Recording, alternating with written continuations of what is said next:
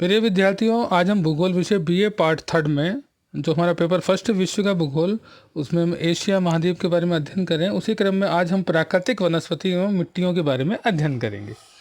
Doctor storm के शब्दों में एशिया में मिलने वाले प्रमुख जलवायु विभाग एक अपने ही प्रकार की वनस्पति को जन्म देते हैं। इसलिए ये कहा भी जाता है कि प्राकृतिक वनस्पति जलवायु का ही सही मापदंड होता है। प्राकृतिक वनस्पतियों के हम प्रकार की बात करें तो ये झाड़ियों एवं वृक्षों की वन भूमि, घास के मैदान, मरुभूमि की शुष्क झाड़ियाँ प्रमुख है। अब एशिया महाद्वीप में पहले बात करेंगे वन की। प्राकृतिक वनस्पति के अंतर्गत वन आर्थिक दृष्टि से सबसे अधिक महत्वपूर्ण होते हैं। वनों के अंतर्गत एशिया के धरातल पर स्वतंत्र रूप से प्रकृति की ओर से उगने वाले वृक्ष आते हैं। इन वन वृक्षों में मिलने वाला आकार, प्रकार, रंग रूप, सघनता, विरलता आदि एशिया के भिन्न भिन्न भागों में मिलने वाली जलवायु, मिट्टी एवं धरातल की विभिन्न दशाओं पर आधारित होती है। एशिया महाद्वीप में वनों के अंतर्गत कुल भूमि के सर्वाधिक 61% भाग पर उष्णकटिबंधीय वन है, 23% भाग पर उपोष्णकटिबंधीय वन और 14% भाग पर शीतोष्णकटिबंधीय वनों का तथा 2% भाग पर टैगा वनों का विस्तार है। और विश्व के कुल वन क्षेत्र का लगभग 17.8% वन क्षेत्र एशिया महाद्वीप में विद्यमान है। अब हम पहले बात करेंगे भूमध्य रेखीय सदाबहार वन। भूमध्य रेखा के समीप स्थित प्रदेशों में, जिसमें इंडोनेशिया, मलेशिया, फिलीपाइन, दक्षिण पूर्वी भारत, श्रीलंका आदि शामिल हैं, यहाँ घने सदाबहार वन पाए जाते हैं।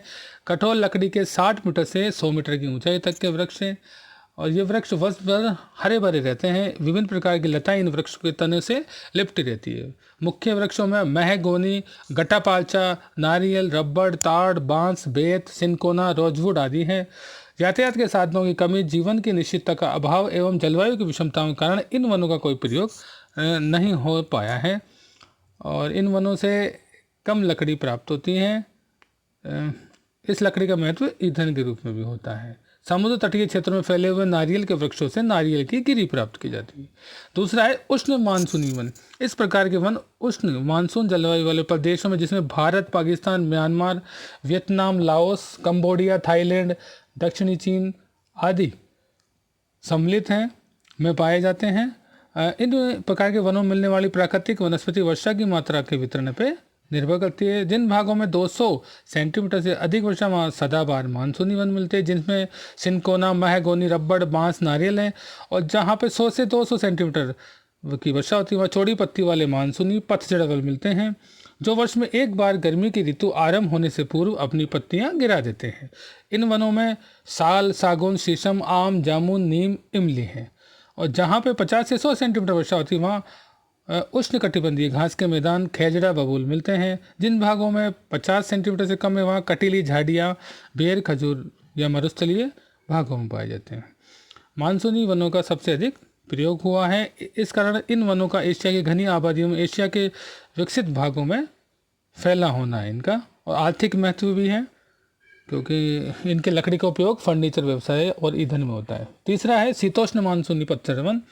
एशिया महाद्वीप के समशीतोष्ण भागों में स्थित शीतोष्ण मानसूनी जलवायु वाले प्रदेशों में, जिसमें उत्तरी चीन, मंचूरिया, कोरिया, जापान आदि शामिल हैं, शीतोष्ण पतझड़ी वन पाए जाते हैं। इन वनों में चौड़ी पत्ती और नुकीली पत्ती वाले दोनों प्रकार के वृक्ष मिलते हैं, जो वर्ष में एक बार शुष्क ऋतु के आरंभ में पूर्व अपनी पत्तियां गिरा देते हैं। इन वनों में मेपल, कपूर, लॉरेल, तुंग, शहतूत आदि हैं। तारपीन का तेल प्रदान करने वाले वृक्ष यहाँ काफ़ी संख्या में पाए जाते हैं। चीन के निचले प्रदेश तथा मैदानी भागों में इन वनों को काटकर गेहूं की कृषि के लिए भूमि प्राप्त कर ली गई है। जापान की पर्वतीय घाटों के ढालों पर इन वनों को काटकर चाय और चावल की कृषि की थी।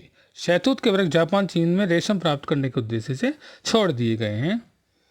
अगले हम बात करेंगे कोणधारी वन की। एशिया महाद्वीप के शीतोष्ण प्रदेशों में यूराल पर्वत से लेकर प्रशांत महासागर तक तट तक नुकीली पत्ती वाले सदाबहार वन पाए जाते हैं, जिन्हें टेंगा वन भी कहते हैं। एशियाई रूस अथवा साइबेरिया का यह प्रदेश, जिसमें ये वन फैले हुए हैं, एशिया की कठोर शीत एवं साधारण वर्षा वाला क्षेत्र है। कठोर शीत एवं बर्फ से रक्षा करने के लिए इनकी पत्तियां नुकीली और अधिक वाष्पीकरण के बचने के लिए इनके तले पर डालियाँ चिकनी एवं मोटी होती हैं। और प्रमुख वृक्षों में फर, स्प्रूस, लॉच, चीड़, हेमलॉक और सीडर है। और इन वनों का एशिया का कागज, लुगदी, दिया, सलाई, फर्नीचर व्यवसाय में योगदान है। पांचवा है भूमध्य सागरीय झाड़ी वन। दक्षिण पूर्वी एशिया के भूमध्य सागरीय जलवायु वाले प्रदेशों में इस प्रकार के झाड़ी one Turkey, Syria, Jordan, Israel, Lebanon एवं साइप्रस द्वीप में पाए जाते हैं।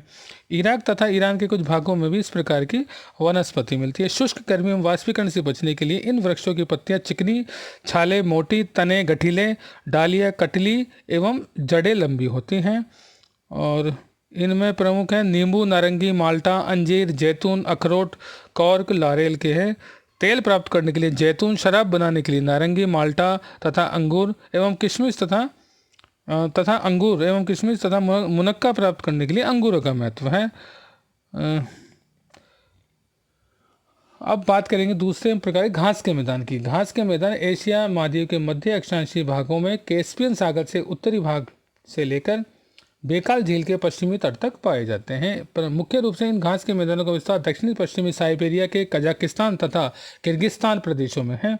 इसके अलावा कुछ पश्चिम मंचूरिया के निचले प्रदेश और मंगोलिया पठार के अर्ध मरुस्थलीय प्रदेशों में भी फैले हुए हैं। एशिया के घास के मैदान स्टेपी के नाम से प्रसिद्ध हैं।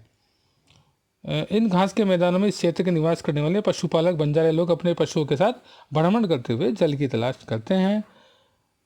अगली है मरुस्थलीय वनस्पति। इनको उष्ण मरुस्थलीय वनस्पति जो अरब से लेकर इराक, ईरान, अफगानिस्तान, बलूचिस्तान, सिंध, थार में है। और दूसरा है शीतोष्ण मरुस्थलीय वनस्पति जो मंगोलिया, तिब्बत तथा तुर्किस्तान के पठारी भागों में है। मंगोलिया का गोबी का मरुस्थल संसार का प्रमुख शीतोष्ण मरुस्थल है। तीसरा है शीत मरुस्थलीय वनस्पति। एशिया के शीत मरुस्थलीय उत्तरी ध्रुव क्षेत्रों के टुंड्रा प्रदेशों में फैले हुए हैं। कठोर शीत, निम्न तापमान, ठंडी हवाएं, बर्फीले तूफान तथा वर्षा के अभाव के कारण यहाँ किसी भी प्रकार की वनस्पति उग नहीं पाती। अब हम बात करेंगे नेक्स्ट टॉपिक जो हमारा है एशिया की मिट्टी। बेनेट के अनुसार मिट्टी भूतल में मिलने वाले असंगठित पदार्थों की वह ऊपरी परत है जो मूल चट्टानों तथा वनस्पति के अंशों के योग से बनती है। अब मिट्टी का निर्माण चट्टानों की टूट-फूट से होता है। जलवायु की दशाएं चट्टानों में तोड़-फोड़ करती रहती है और चट्टानों के चूर्ण में वनस्पति का सड़ा गला अंश मिलता है। वनस्पति के अंश तथा जलवायु के प्रभाव के कारण ही इन कणों का रंग परिवर्तन होता है। खनिज पदार्थों के कण जल में घुलकर मिल जाते हैं जिसमें सिलिका, एल्यूमिनियम, लोहा, कैल्शियम, पोटास और फास्फोरस सबसे अधिक होता है। खनिजों का रूप जेली की भांति होता है जिसे कोलाइड कहते हैं, जिसके ऊपर उर्वरा शक्ति निर्भर करती है। एशिया महाद्वीप में मिट्टियों के वर्गीकरण में पहला है टुंड्रा मिट्टी। यह मिट्टी एशिया महाद्वीप के उत्तर भाग में टुंड्रा प्रदेश में पाई जाती है। इस मिट्टी का विस्तार पूर्व में बेरिंग सागर से लेकर पश्चिम में यूराल पर्वत तक है। इस मिट्टी में लोहा एवं रेत की मात्रा अधिक होती है, वनस्पति कम होता है और इस मिट्टी का कृषि क्षेत्र में कोई महत्व नहीं है ज़्यादा। दूसरी है पोर्टसोल मिट्टी। एशिया महाद्वीप में साइबेरिया के नुकीली पत्ती वाले कोणधारी वन प्रदेशों में पोर्टसोल मिट्टी पाई जाती है। यह मिट्टी एशियाई रूस से के पश्चिम भाग से लेकर उत्तरी चीन, उत्तरी कोरिया तथा उत्तरी जापान में फैली हुई है। मिट्टी में लोहा, चूना, पोटास तथा खनिज अंश अधिक पाए जाते हैं, तेजाब अंश कम होते हैं। इस मिट्टी का रंग राख जैसा होता है, गेहूं और जौ की कृषि के लिए उपयुक्त है। तीसरा है काली मिट्टी। यह एशिया महाद्वीप में 3 स्थानों में पाई जाती है, पश्चिमी साइबेरिया, भारत का उत्तर पश्चिमी दक्कन प्रदेश तथा मंचूरिया के उत्तरी क्षेत्र में। एशियाई रूस में इस मिट्टी का सबसे बड़ा क्षेत्र है। यहाँ पे इसे चरनोजम कहते हैं। यह मिट्टी गहरी काले रंग की, चिपचिपी और वनस्पति अंशों से युक्त होती है। चूने की प्रधानता होती है और कपास की कृषि अधिक की जाती है, अतः इसे कपास की मिट्टी भी कहते हैं। चौथी है चेस्टनट मिट्टी। यह मिट्टी एशिया महाद्वीप में पश्चिम एवं मध्य साइबेरिया के स्टेप घास के प्रदेश तथा उत्तरी भारत के विशाल मैदान में पाई जाती है। यह विश्व की सबसे उपजाऊ मिट्टी है। इस मिट्टी में पोटास, अम्ल, नमक तथा वनस्पति अंश अधिक होते हैं। कत्थई रंग की होती है, लेकिन साइबेरिया में कहीं कहीं काला भी होता है। और यह गेहूं, जौ, चना, गन्ना आदि की कृषि के लिए उपयुक्त है। गेहूं की कृषि के लिए श्रेष्ठ है। इसे कांप मिट्टी भी कहते हैं। पांचवी है मरुस्थली मिट्टी। यह मिट्टी दक्षिण पश्चिमी एशिया के अरब के मरुस्थल से लेकर भारत में थार के मरुस्थल तक और मंगोलिया में गोबी के मरुस्थल तक मिलती है। इसका विस्तृत क्षेत्र अरब देशों में है। मिट्टी बलुई तथा हल्के रंग की, नमक की अधिकता, वनस्पति अंश कम होता है या शून्य होता है। बेर, बबूर, खजूर प्रमुख उगते हैं यहाँ पे और कृषि के लिए योग्य है। छठी है पीली मिट्टी। यह मिट्टी एशिया के पूर्वी भागों में पूर्वी चीन, दक्षिणी कोरिया, दक्षिणी जापान आदि स्थानों में मिलती हैं। भारत के दक्षिणी पठारी प्रदेश के मध्य भाग में भी मिलती है। रंग पीला होता है। उपजाऊ तत्व नीचे चले गए हैं, कम उपजाऊ है और अधिक महत्वपूर्ण नहीं है। मोटे अनाज की कृषि होती है जैसे मक्का और रागी।